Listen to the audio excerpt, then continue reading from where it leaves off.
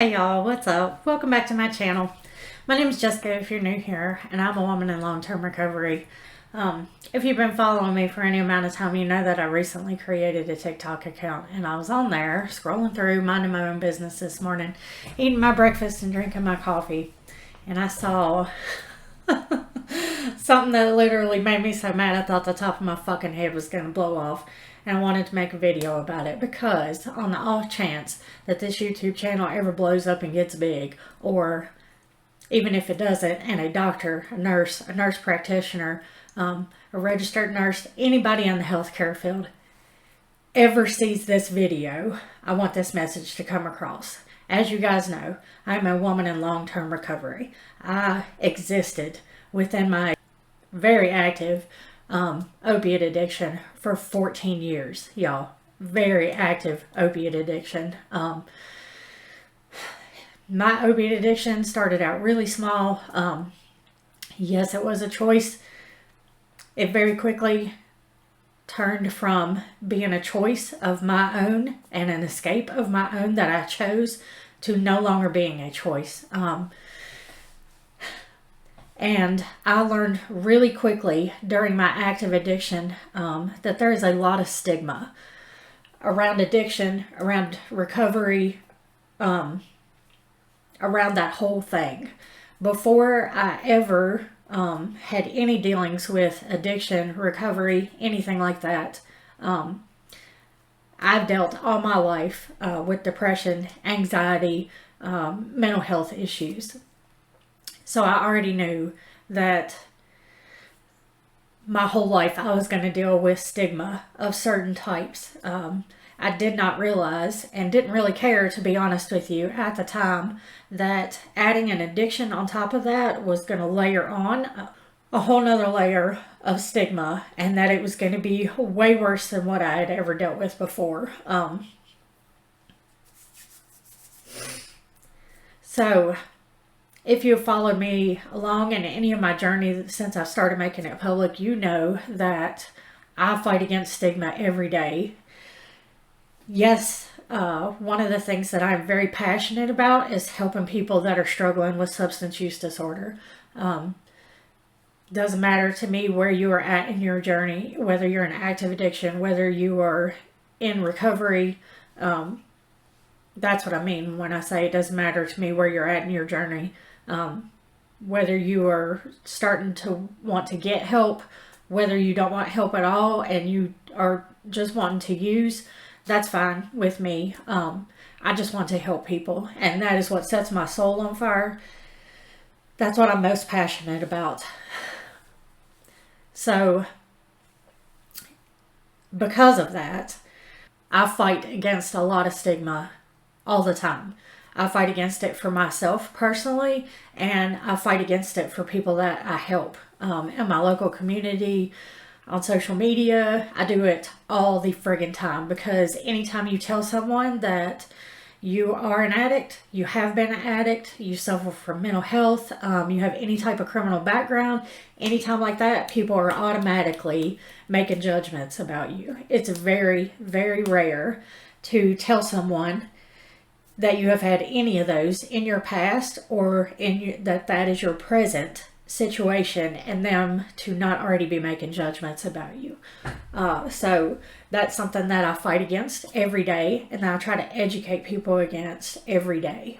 Anyway, I got on TikTok this morning, and if you know anything about TikTok, when you get on there, they have what they call is a For You page.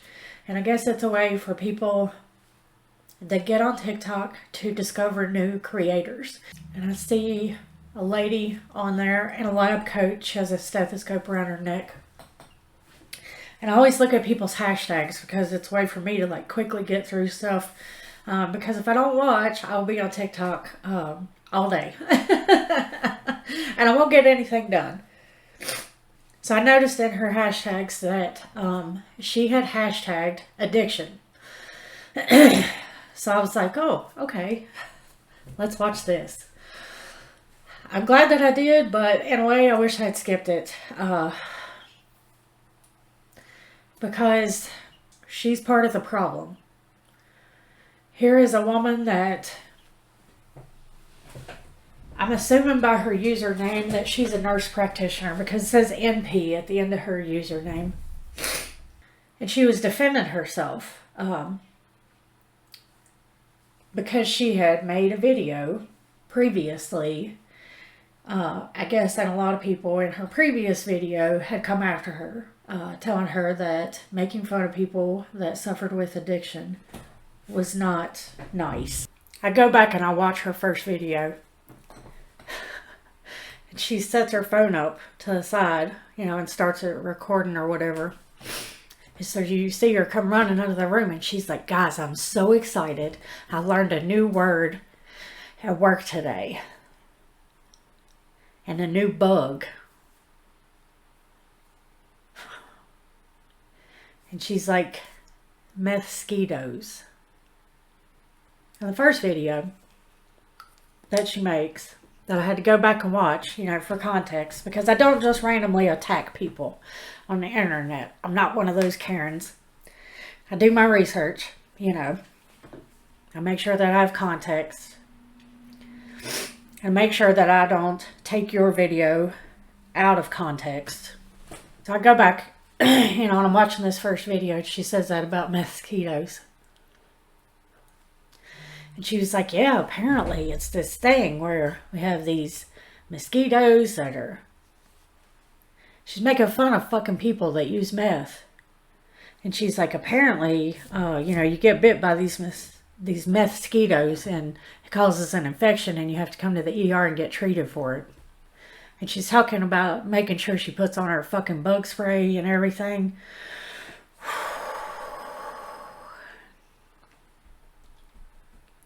So by the time I got to the end of the first video, my blood is starting to fucking boil. Because you can go back and try to say that you're not making fun of people that suffer with addiction. But all you're doing at this point is backpedaling. That's all you're doing. And the only appropriate thing that you could have done at this point was to take that video down and issue an apology. Because obviously, you've never dealt with addiction before.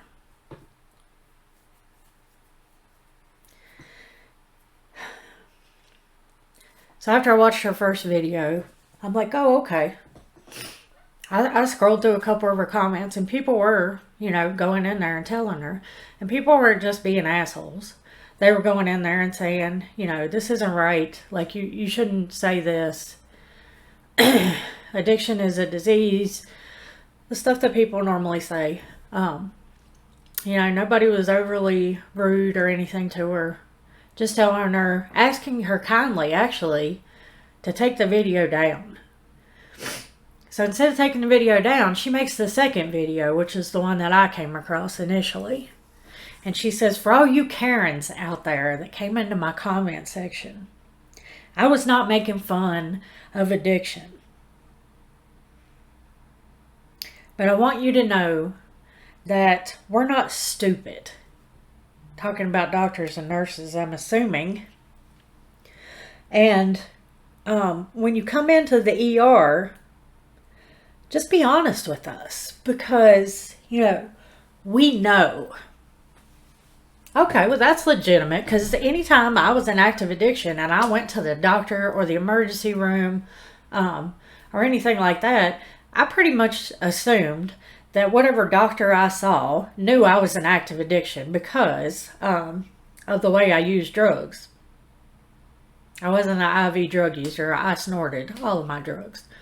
And that's just the way that I choose to use. So I just naturally assumed that anytime I went to the doctor, they could look at me and tell. So for all you doctors out there, we know that you're not stupid. We're not lying to you because we think that you're stupid. We lie to you out of shame. We don't lie to you because we think, oh, we're pulling one over on you. We lie to you because we're embarrassed.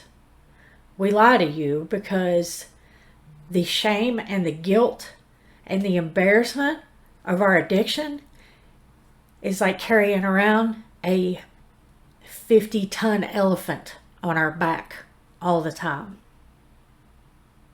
So keep that in mind. She also says in her video, her rebuttal video, if you will, that she can also, her and her coworkers can also tell that when you come in with a boxer's fracture and tell her that you fall down, that she can tell you're lying. So she's just going for fucking broke. And her TikTok account.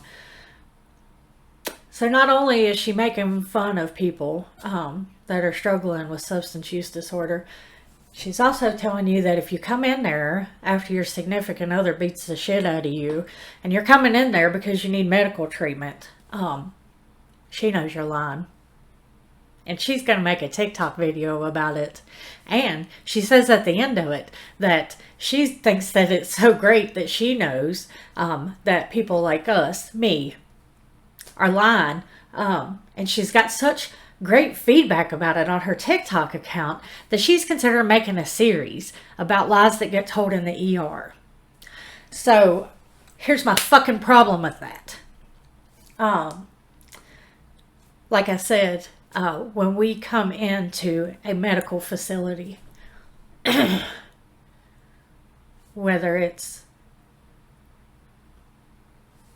in the midst of our addiction, or if we come in and we have a significant other that likes to express their quote-unquote love by beating us, let me tell you, honey, and for any other medical professionals that may view this video in the future, I can guarantee you, because I am a survivor of not only addiction,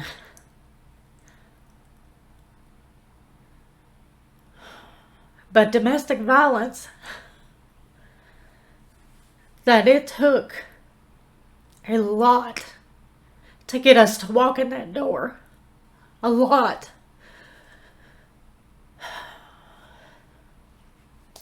So when we see you make snide little comments,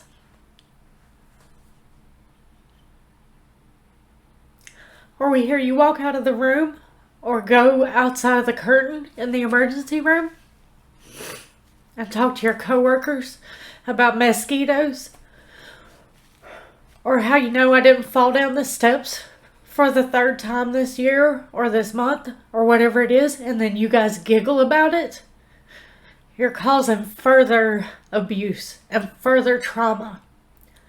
So while you may not understand, whatever it is that I'm going through doesn't give you license to increase the trauma.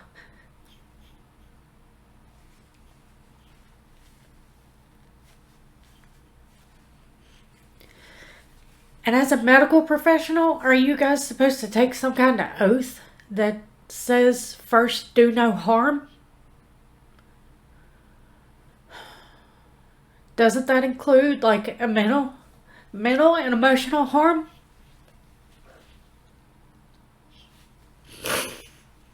This upsets me so much because I have so much personal experience with this.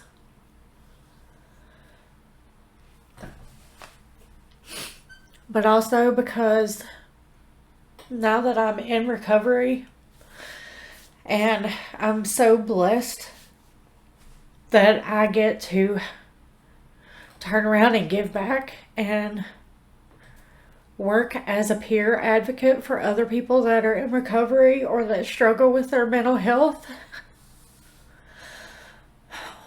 I wish that I could just take that woman with me for just a couple days and have her sit with me or watch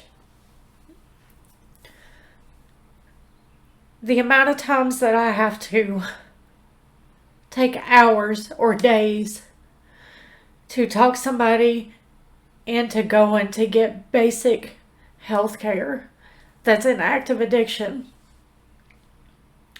because of stuff like this. Or someone that is in active addiction to go and get help for their mental health because of stigma like this.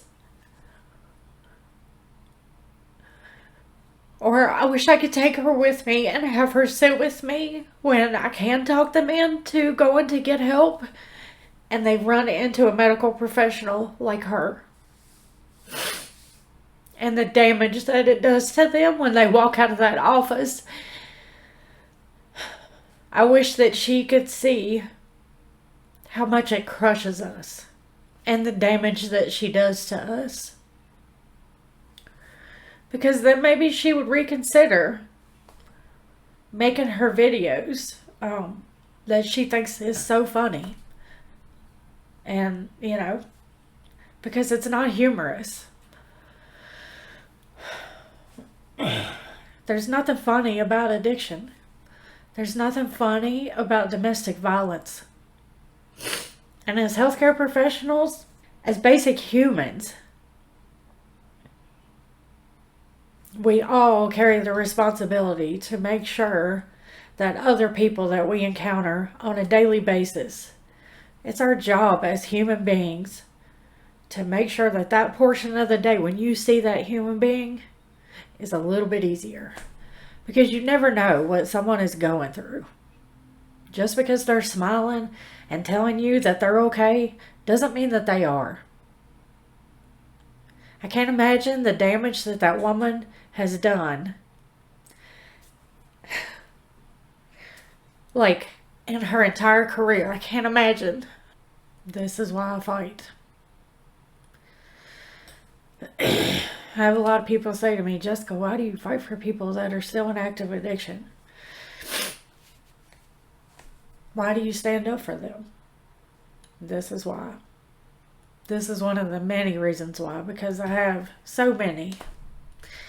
I have so many reasons.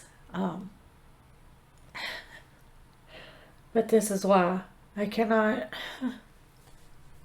That video, those 2 videos this morning on TikTok, they destroyed me. And I made response videos to her. And I'm new on TikTok, so I'm limited to 30-second videos. And I made like 3 of them. And I hope that she sees them.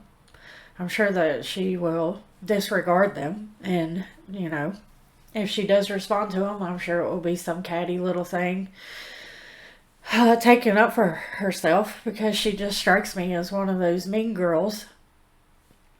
You know, the kind that you went to school with and that you stayed away from because you knew that if you had to encounter her, she was going to be mean to you. That's how she strikes me. And I could be totally wrong. She could be a nice person. She could see the video and, you know, or somebody else's video that they made and completely change her mind about it. But I seriously doubt it. Because she had, I think over 11,000 comments on her first video that she made, and well over half of them were asking her very politely to take the video down, to tell her, you know, that it wasn't right what she was doing. And she made the second video calling everybody that commented that Karens. And so, and I know in a way, you know, some days when I'm fighting this fight, I feel like I'm fighting a losing battle.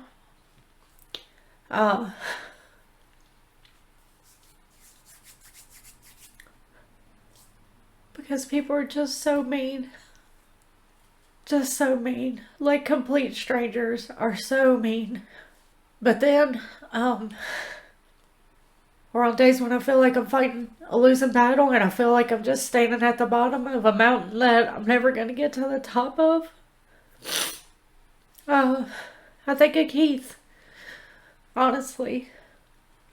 I think of Keith because when we first got together, you know, before Keith knew that I was in recovery and that I had had such a hard time with addiction and really realized, you know, or knew anything about addiction, Keith had a very black and white perspective. about addiction, and he had a very firm line drew in the sand about people that had struggled with addiction before, and by the grace of God, you know, he's still with me, and he is one of my biggest supporters. So he is, I know that people's minds can be changed. Just some days, it's so defeating to see people do senseless things like that. Whether she's a doctor or a nurse practitioner, you know, or a receptionist. Obviously she's not, because she carries around a friggin' stethoscope and has NP at the end of her name. You know, either way, like, why are you spewing all that hate out into the world against an already group of people that's so stigmatized already? You know, just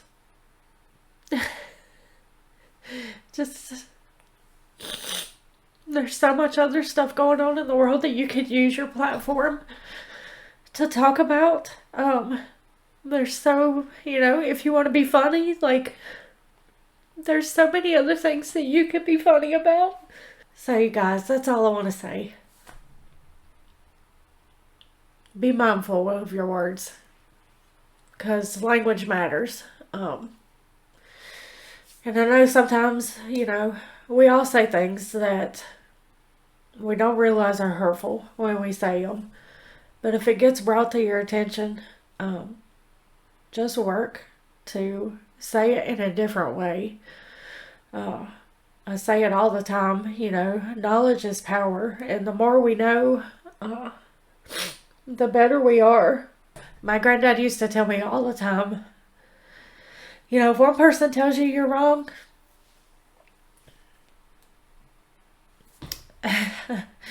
they're probably wrong. But if a group of people all tells you that you're wrong and they all are saying the same thing, they're probably right. So, oh man, I miss my granddad. Just be mindful of what you're saying, and just know that people that are struggling with substance use disorder, I know that outwardly our actions may lead you to believe that we don't have any shame or any guilt, and that we just are, you know, careless individuals. But I promise you that's not the case. And if you've been there before, you know that I'm telling the truth. If you have a loved one or a friend or anyone that you know that is going through this, please trust me when I tell you this. We carry the weight of our addiction around with us like a monkey on our fucking back. I'm talking like the weight of a fucking silverback gorilla. It is heavy, y'all. And it never leaves us. We are so embarrassed and ashamed of it and ashamed of ourselves. And, you know, healthcare providers are in a unique position in a lot of ways. And I focus mainly on addiction on my channel and on all my social media platforms, but I'm a domestic violence survivor. I grew up in a very abusive household, and I survived a very, very abusive relationship where if I would not have left, he would have killed me. So don't make light of that. And I can tell you that as a healthcare provider, you are in such a unique position to practice harm reduction. Part of harm reduction is building a bridge and to meet people where they are at. So if you are having people come into your office and you know that they are struggling in any way, shape, or form. Find a way to start meeting them where they are at. Reach out to them and start building that bridge. Instead of adding on to the stigma and adding on to their shame and their guilt and making them feel bad. Because even though we may not take that outstretched hand right then and there, we're going to remember that.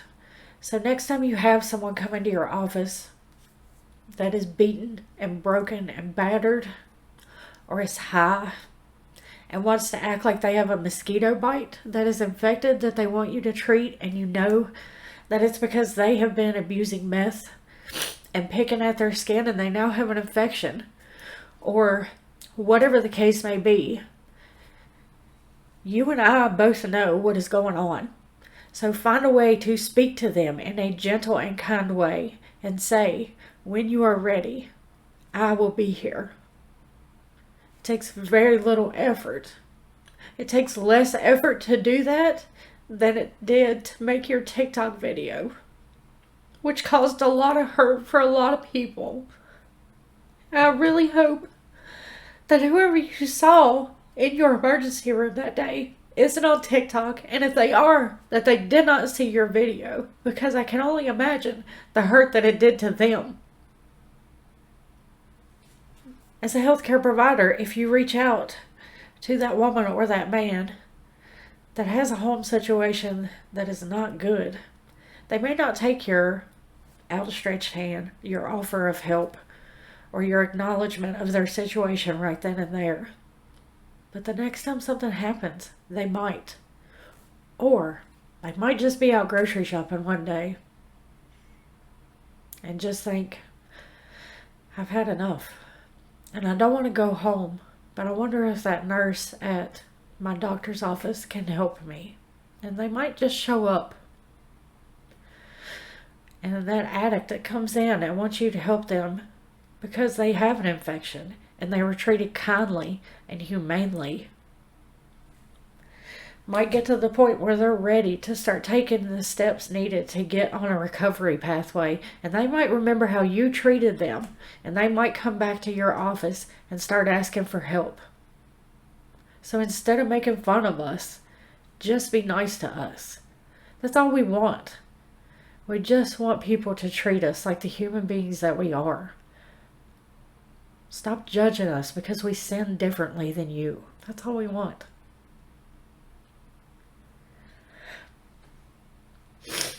That's all I got for today, you guys. Sorry this one isn't very upbeat and fun, but it needed to be said. I love you guys. Stay safe. Stay alive. Test your supplies. Stay safe, you guys. Take care of each other. Be nice to each other. As always, my contact information is in my description box if you need it. All of my DMs are always open. My email, everything. If you need anything. If you need Narcan, if you need to be trained in how to administer Narcan, if you just want somebody to talk to, or somebody to shut up and listen, please don't hesitate to reach out to me. Y'all have a good day. I love you all. Bye.